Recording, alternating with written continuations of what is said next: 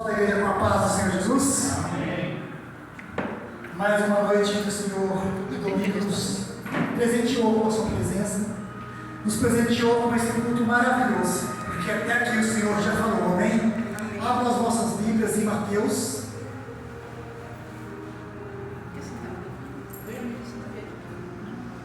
Livro de São Mateus. Glória a Deus.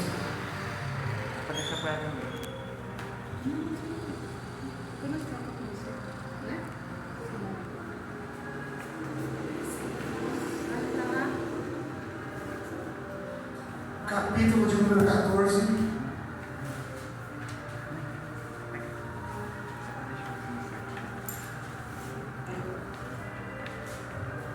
Glória a Deus.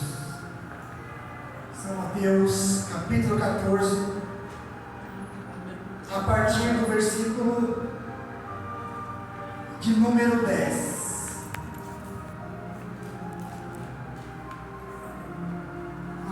Versículo número 9.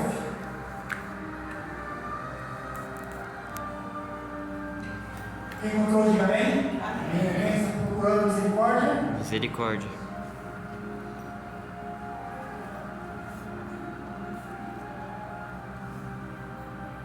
Glória a Deus.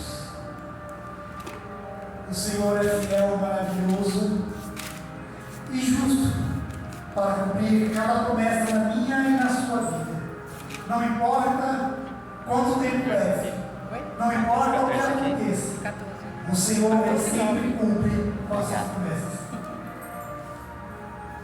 São Mateus 14, a partir do versículo 9, que diz: E o rei se arrependeu, contudo, por causa do juramento e dos que estavam à mesa com ele, ordenou que se lhe desse. E ele mandou decapitar João na prisão, e a sua cabeça foi trazida em um prato e dada à moça. E ela a levou para sua mãe. E vieram os seus discípulos, levaram e enterraram o corpo e foram dizer a Jesus. Amém? Somente aí, pode se sentar. O Senhor, Ele é maravilhoso em toda a sua glória, em toda a sua extensão. Porque no mundo tereis aflição, mas o Senhor Jesus disse: tenha bom ânimo, porque eu venci o mundo, e vocês também vencerão. Mas, aí alguns de nós até podemos dizer: Senhor Jesus, é fácil dizer, porque o Senhor é santo, o Senhor veio do trono celestial, o Senhor conhece toda a sua glória e em toda a sua extensão. O Senhor conhece pelo presente, passado e futuro, enquanto nós somos meros mortais. Mas se esquecemos que o Senhor Jesus ele veio num corpo humano, num corpo igual a eu e você. Ele teve as mesmas necessidades, os mesmos desejos, as mesmas vontades. Passou pelas mesmas provas, pelas mesmas tribulações.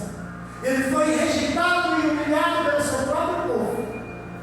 Ele foi rejeitado por aqueles que ele curou, que ele ressuscitou, que ele perdoou os pecados, rejeitado por aqueles que ele deu de beber. Não água comum, mas uma água de uma fonte que sacia a sede. Deu alimento para aquele que necessitava de alimento, não comida, mas um alimento espiritual para que as forças fossem revigoradas. O Senhor Jesus ele passou o seu ministério de uma certa idade, vagando por Jerusalém e os arredores, falando sobre o reino dos céus, sobre a sua glória, sobre dizendo que se você batizar e você for quem você crê, você será salvo. Com tudo isso, Jesus, para que ele falasse do batismo, ele batizou através de João. E ele disse: é necessário que eu seja batizado. Alguns até podem dizer: mas se batizar nas águas para quê? Jesus disse: se fores batizado em crer. Então Jesus deixou o batismo na água. Se você morrer sem o batismo na água, você será condenado. Não adianta ser batizado no Espírito Santo. Não adianta falar em línguas. Não adianta estudar a Bíblia e falar dos seus mistérios, se você não for batizado nas águas.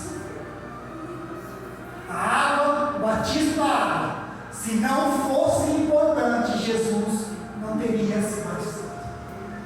Às vezes as pessoas levam o batismo na água como brincadeira. Jogar água na cabeça de caneca. Lavar o cabelo como se estivesse lavando o seu corpo espiritual. Mas é muito mais do que isso. Porque quando Jesus foi mergulhado por João Batista no Rio Jordão, ao se levantar, ele viu o Espírito Santo descendo em forma de pombo, que representa o Espírito Santo. Então é necessário se batizar e crer. Vamos voltar um pouco aonde João Batista ele veio para pregar o concerto. Só que a pregação de João Batista é diferente de Jesus. Jesus falava com ancião. Só que Jesus também era duro, sabia ser duro quando necessário. No entanto, que uma certa vez os seus discípulos diziam: Jesus, contudo é o que nos disseste. E o Senhor Jesus disse: se quiserem ir, podem ir. Porque ao dizer essas palavras, a multidão se afastou. E nos tempos de hoje nós vemos as mesmas coisas. As pessoas vêm para a igreja e querem ouvir o pastor, a pastora, o bispo, o diácono dizer: Deus vai te dar um carro, Deus vai te dar um emprego, você vai ganhar 10 mil por mês, Deus vai te dar a promoção do seu filho, Deus vai te dar um apartamento para você alugar e para você morar e um apartamento na praia. As pessoas querem ouvir isso. Mas quando o pastor, o missionário, o obreiro diz: conserte o teu caminho, o que você está fazendo é errado perante os olhos de Deus. O Senhor não tem prazer no pecado, mas sim no pecador, que ele venha do jeito que está, mas conserte a sua vida. Então a igreja se esvazia. As pessoas não querem ouvir a verdade. E aí Jesus disse: se vocês quiserem ir, podem ir também para os seus discípulos. E os seus discípulos olharam e disse: Jesus, mas somente tu tem a palavra. Aquele que conhece a palavra, que conhece o Senhor Jesus, que conhece o Senhor Jesus, de andar com Ele, não de ouvir falar, não se afasta de Jesus, por mais que ouça uma palavra dura. É duro ser chamado a atenção, é duro repreendido, mas a repreensão faz-se necessária, para que possamos analisar a nossa vida e ver se elas estão boas ou se estão erradas nossas ações, e possamos consertar a nossa vereda, se alinhar com aquilo que o Senhor Jesus quer, o que Ele tem, para que possamos herdar não bens materiais, não dinheiro, não promoção, não casa, mas sim um reino espiritual que vai muito além dessa terra onde nós estamos. Tudo passa, a cadeira passa, a camisa passa, cabelo passa, a pele passa, envelhecemos, mas ao findar desta vida, ao descer à sepultura, o nosso espírito tomará conta com o Senhor Jesus, e Ele dirá: qual foi a sua obra? Não te conheço, apartai-vos de mim para a perdição eterna. O que você fez, ganhou, falou da minha palavra, você foi amoroso, caridoso, carinhoso, então você vem morar e julgar as ações comigo. As pessoas querem herdar as ações, as pessoas querem se julgar com Jesus, as pessoas querem ver o mundo celestial, mas elas não querem pagar o preço em vida. Acham que está bom morar em casa, que está bom louvar em casa, que está bom ouvir uma pregação em casa, mas se faz necessário vir para um tempo de adoração e ouvir o verdadeiro mistério, e o mistério de Deus ao vivo, para que Deus fale na hora com você, e você vê que é muito mais do que um simples culto agradável e racional a Deus. João Batista, ele pregava dizendo: arrependei-vos dos vossos caminhos, consertai as vossas veredas, arrependei-vos. E João Batista era duro com as suas palavras, duro com as suas pregações. Muitas pessoas queriam a morte de Jesus, muitas pessoas queriam a morte de João Batista, muitas pessoas queriam a morte dos discípulos, mas somente aquele que é guardado com o Espírito Santo e a proteção de Deus não morre, não desce a sepultura antes do Senhor Jesus chamar e ter concluído a obra aqui na face dessa terra. E uma dessas pregações, uma dessas ministrações ministrações que João Batista estava dizendo, passava Herodes com a sua mulher, Herodia, a mulher do seu irmão. E ele dizia: conserte o vosso caminho, porque o que você está fazendo é errado. Porque além dela ser mulher do seu irmão, porque além dela ser casada, ainda é mulher do seu irmão. Deus, ele não está no meio de prostituição, adultério, lascívia, gula e nenhum desses pecados. Se você conhece a palavra de Deus, é pior ainda. Mas se você não conhece, é necessário que conserte as vossas feridas. Comece a analisar o que está certo e o que está errado, para que o Senhor Jesus possa cumprir na sua vida. Às vezes a obra que o Senhor tem na nossa vida, o que o Senhor tem para nos entregar, não se conclui, porque alguma coisa está faltando, alguma coisa está errada na nossa vida, e nós não queremos parar para analisar e pensar se realmente é isso ou não. E quando nós damos conta que aquilo está errado, muitas vezes não queremos deixar aquilo por ser cômodo, ser conveniente e ser fácil demais.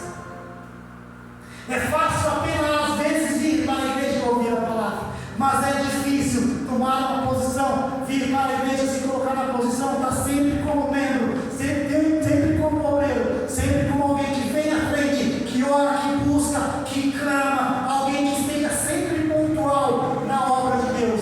E isso é muito difícil, sabe por quê? Porque o peso espiritual é grande demais e ninguém quer assumir o peso espiritual, mas na hora de buscar as bênçãos, querem as bênçãos porque é mais cômodo. Mas tenha certeza de uma coisa: a partir do momento que você deixa todas essas coisas e fala, eu vou assumir a responsabilidade na obra, fazer a vontade de Deus, e você toma para si um peso espiritual, e você se coloca na posição, e você caminha, o Senhor Jesus vai te recompensar. Não importa se a sua família vai te criticar, não importa se a sua família vai te abandonar, não importa se as pessoas do seu emprego vão virar a cara para você, não importa se você vai chegar na hora do almoço, do café, vai sentar no lugar e as pessoas vão se afastar. Não se importe com isso, mas dê glória a Deus, porque é Deus afastando todo mundo que vai ser peso na sua vida e vai te reestruturar espiritualmente para que você tome posse do que é seu por direito e por herança. Herodias fazia aniversário e foi lhe dado uma grande festa. A mãe dela já tinha lhe dado a ordem, mas ó, o rei vai te pedir, vai te dar um presente, e você pede a cabeça de João Batista. Ela já estava instruída. Às vezes ela nem queria pedir isso, mas por instrução de outra pessoa satânica maligna, a pessoa acaba pegando aquilo para ela e acha que é bom, sendo que não é bom. Mas para tudo, para Deus, há um propósito em todas as coisas, seja boa, seja ruim, seja na vida, seja na morte, seja no nascimento de uma criança, ou seja na morte de uma criança. Deus tem um propósito para todas essas coisas. Foi lhe dada a festa, ele já estava bêbado, ele já estava totalmente tomado pelo vinho. Ele falou, pede o que você quiser. E instruída ela disse, eu quero a cabeça de João Batista numa travessa. Então o rei pegou e falou, e seja feito isso, mas aí ele fez no meio de todo mundo, ele fez uma promessa e ele estava cumprindo aquilo. Quando ele se deu conta de que aquilo que ele tinha feito era errado, ele não podia fazer e não podia voltar atrás, por mais que ele tivesse se arrependido, porque ele era rei. Imagina o rei dando uma ordem e voltando atrás com suas missões. O povo não iria lhe respeitar, os seus soldados não iriam lhe respeitar, sua esposa não iria lhe respeitar, iriam lhe tomar o trono. Então, como governador, como rei, ele pegou, mesmo triste, mesmo arrependido, ele fez com que se cumprissem as suas promessas, o seu presente de aniversário. Ei, eu digo uma coisa para você: até podem pedir a sua cabeça no seu trabalho, até podem pedir a cabeça no local onde você trabalha, para que você seja mandado embora, para que você, às vezes, seja até rebaixado de cargo. Podem pedir a sua cabeça para que você seja humilhado no local do seu trabalho, mas saiba de uma coisa: faça com alegria, faça cantando, porque se for da permissão de Deus, vai acontecer, para que o nome de Deus seja glorificado e algo maior chegue até as suas mãos. Mas se não for da permissão de Deus, então quem lhe pediu a sua cabeça, o seu rebaixamento,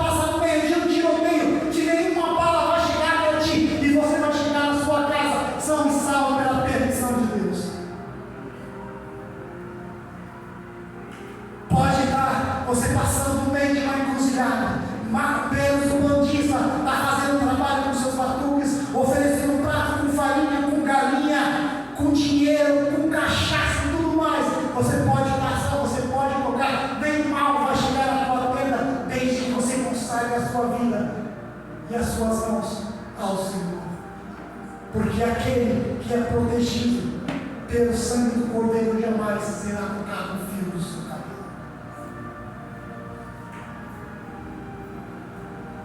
João Batista já estava preso. Talvez ele poderia ser até liberto. Talvez ele não ia ser morto. João Batista tinha sido preso não pelas pregações dele, não pela administração que ele fazia, mas sim porque ele ofendeu uma mulher que era casada e com o irmão do rei. Às vezes as pessoas elas não querem saber se você está certo ou não. Elas acham que elas estão erradas, estão certas. E não adianta você dizer que você está certo, que é para fazer isso, aquilo, mas as pessoas vão continuar persistindo no erro. E você estando certo, vai sair por errado. Porque o maligno é assim. Ele quer que você certo saia por errado, para que você fique envergonhado. Mas quando Deus se olha na minha e na sua vida, por mais que tente envergonhar você, por mais que tente me envergonhar, jamais vai conseguir. Por quê? Porque Deus está no controle, no comando de tudo. E o Senhor Jesus ele disse que aquele que é guardado e ungido pelo sangue do Cordeiro não será tocado. Quantas vezes Davi foi perseguido por Saul? E o Senhor livrou da perseguição das mãos de Saul. Quantas vezes os soldados, os reis de outras nações tentaram atacar e matar Davi, e Deus salvou e livrou Davi de todos eles. E o Senhor Jesus, ele até nos dá a estratégia de como fugir da mão do inimigo, de como não ser capturado, porque certa vez Davi foi para uma cidade, e ali ele se passou um louco. Ele falou: vou passar por um louco. Ele mexeu com saliva, desceu sobre a sua barra, se fingiu de louco. E ali o rei dos filisteus disse: esse homem está louco, mande embora daqui. Às vezes não faz mal você se fingir de surdo, não faz mal você se fingir de cego, de louco, para que as pessoas parem de te criticar, parem de te atormentar, parem de te caluniar. Às vezes é necessário se fazer, se fingir de tonto, para que as pessoas te deixem em paz. Davi usou isso como estratégia. Eu e você podemos usar. As pessoas podem estar do nosso lado falando mal, podem estar do nosso lado nos atacando, mas se fingirmos que não estamos ouvindo, as pessoas vão parar de falar. Porque às vezes o que acontece, nós ouvimos pessoas falando mal da gente, estamos do lado, e aí nós queremos abrir a boca para contra-atacar. E o contra-ataque, muitas vezes, ele é mais feroz. Porque às vezes deixamos de estar certo e acabamos estando errado. Porque se vamos reeducar, vão dizer a primeira coisa que sempre dizem: mas você é cristão? Sempre vão usar a palavra: você não é cristão, você não é crente, você não vai para a igreja. Qualquer coisa, qualquer atitude que você faz fora da igreja, a primeira coisa, a primeira arma que vão usar é a igreja contra você. Você não é pastor, você não é missionário, você não é obreiro. Alguém está falando assim, está envergonhado. Nunca ninguém que está errado vai perceber que está errado, mas sempre vai procurar uma brecha sua para te atacar e te ferir e te desanimar ainda mais. Isso é com filhos, com esposa, com esposo, com mães, irmãos. Porque o Senhor, por que o Senhor Jesus, nosso Deus, ele disse para Abraão: pega a tua esposa e sai do meio da tua parentela e vai para uma terra que eu vou te mostrar. Porque o tratado que Deus tem é com você. Você é casado com você e com seu marido, com você e com sua esposa. Mas aí queremos levar todo mundo com dó, com pena.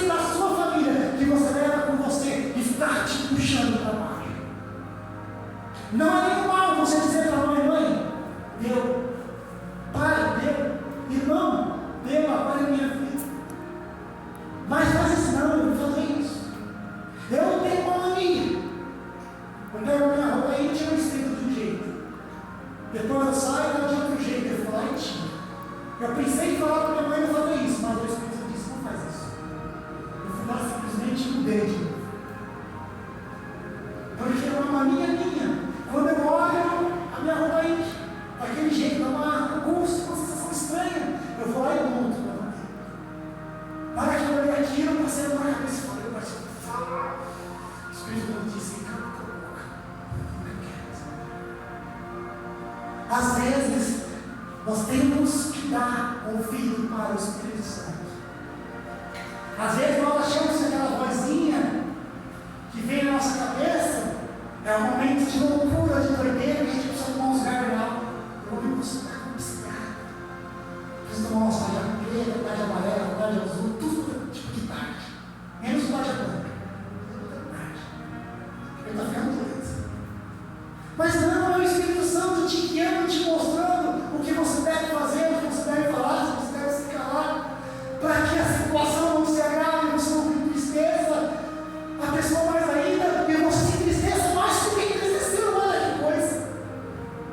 Você vai entristecer alguém que está te entristecendo, e que vai ser mais triste é você, porque você entristeceu. Isso é o Espírito Santo te mostrando que, independente de qualquer coisa, seja prudente nas suas ações, nas suas palavras. Às vezes, não é ruim você sair por errado. Simplesmente sincero que você está errado, sai de perto, sai de volta e diz, Senhor, Tu sabe de todas as coisas. Tu sabe do meu andar, do meu caminhar, do que eu tentei fazer para agradar. E o quanto eu fui humilhado ainda sair por errado. Até hoje eu ainda saio por errado no meu ex-casamento, dizendo que eu traí. Senhor, está nas suas mãos. Um dia, quando se der conta, vai ver que ela estava errada. Que ela estava errada, eu estava certa. E que por falta de conhecimento, por falta de diálogo, você destrói um casamento, uma vida, uma família, um ministério. Por falta de diálogo, você destrói a obra que Deus está colocando na sua vida e na vida de outra pessoa. Às vezes alguém pode dizer, olha, missionária, pastora, falou isso, que você está, você for mais para a igreja. A pastora vai olhar estranho para mim, mas sabe, o diabo é a melhor coisa, pastora. Fique sabendo isso é verdade. Você vai saber da verdade. Do que tomar aquilo para você, parar de ir para a igreja, parar de receber ligações, colocar o celular no mundo, ou pegar o celular, olhar assim, a pastora, tacar na parede, agora falou isso. Essa bebê, aí já foi no celular, e agora? Aí depois você fica sabendo que tudo uma conversa que poderia ter resolvido todas as coisas. João Batista é decapitado, a sua cabeça chega numa bandeja para Herodías. Ela entrega para sua mãe e a sua mãe fica contente. O diabo ele vai sempre ter prazer na sua derrota. Toda vez que alguém te humilhar, te caluniar, falar mal de você, você retrucar, você desanimar, baixar a cabeça e dizer, eu não vou mais servir esse Deus, porque Deus está permitindo tudo isso. O diabo vai aplaudir e dizer, eu consegui tirar mais uma água. Eu consegui afastar mais uma da presença de Deus. O diabo, Satanás, Lúcifer, como você queira chamar, ele é um ser que não descansa, que não desanima, que não se entristeça. Sabe por quê? Porque ele sabe que vai passar a vida na eternidade no fogo do inferno, condenado. Enquanto ele sabe que você, independente de qualquer coisa, você ainda tem uma oportunidade, ainda tem uma chance de, no último momento, ainda dizer, Senhor, perdoa as minhas falhas, eis-me aqui. E o Senhor te levar para agora. Então Satanás vai lutar até o último momento para desanimar você, te entristecer, te tirar dos caminhos da presença de Deus para que você perceba. E o diabo sabe que se você aproximar com o Espírito Santo, você pode fazer jejum de 60 dias, 40 dias. Fazer que nem Moisés. A Bíblia relata que Moisés jejuou durante 40 dias e 40 noites. O Senhor lhe deu o livro dos 10 mandamentos, ele obedeceu, o povo estava adorando no deserto. Moisés bravo jogou aqueles 10 mandamentos no chão, foi lá, separou o povo, mandou matar uns, e os outros ficou com ele.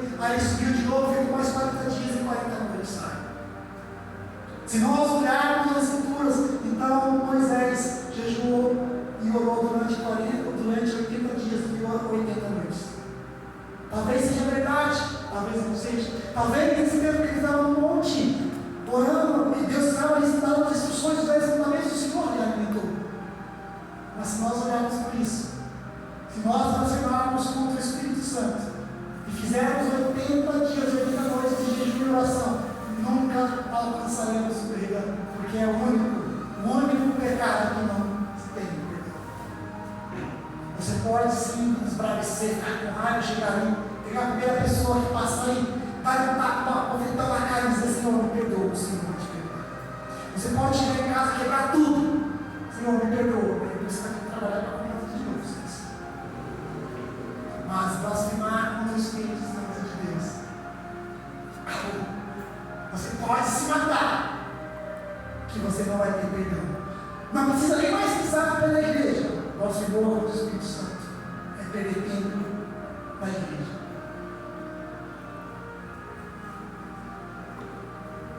Aquela mulher pega a bandeja, olha para a cabeça de João Batista e diz: eu venci, eu consegui.